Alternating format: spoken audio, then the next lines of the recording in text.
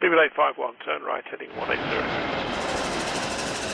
14 Papa, turn right 245, report localizer established 27. The Airbus A380 situation doesn't improve by any margin, and thanks to the pandemic, it has left a lot of airlines wondering just what the future holds for their fleet of super jumbos, and whether or not it is indeed feasible for them to continue with the type.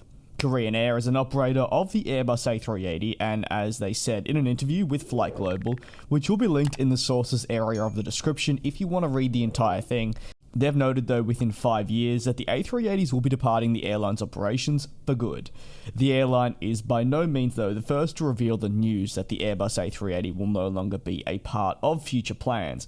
However, one of the few positives to take away from this development is that the airline will keep them around for at least the next few years before they eventually fully depart, meaning people wishing to have the chance to not only spot the aircraft, but potentially fly on the Super Jumbo may still have the chance.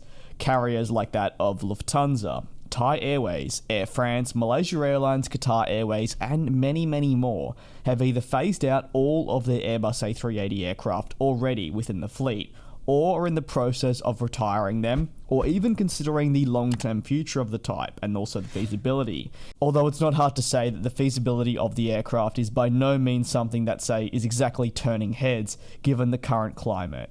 We've also got British Airways, Qantas, and Emirates being really, in my opinion, of what we've seen, the only customers vocally noting that they are planning on welcoming the aircraft back for the long term, at the very least ensuring that they will remain flying with no exact end date in sight. For the Boeing 747-8, that's the next focus of today's video, and this is another new widebody technically that has joined the aviation industry only in recent decades. These will also sadly be going. However, for the 747-8s, it'll be within the next 10 years, which certainly gives the aircraft more time within the industry than that of the A380. However, I do think it's safe to say that had the type not entered into the scene when it did, it may have indeed lasted a little bit longer. Of course, though, the pandemic has not helped the fortunes of the remaining quad-jet aircraft either in the slightest.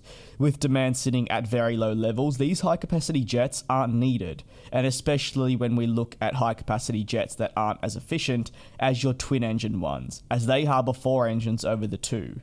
Eventually, for Korean Air, their fleet will indeed look drastically different with the disappearance of the quad jets, a sad but expected fate, and in addition with their expected merger with Asiana Airlines, who also have the Airbus A380 and a host of other wide-body aircraft that Korea now need to take the time to look at and figure out just what's going and what's going to be staying.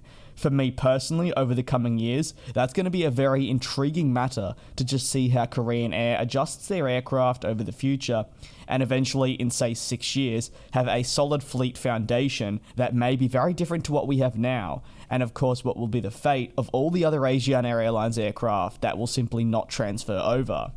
Thank you very much for watching this video of mine. If you have any thoughts on the retirement of the A380 and 747, feel free to drop it down in the comment section below. But until the next video, do take care, be safe, and I will see you next time.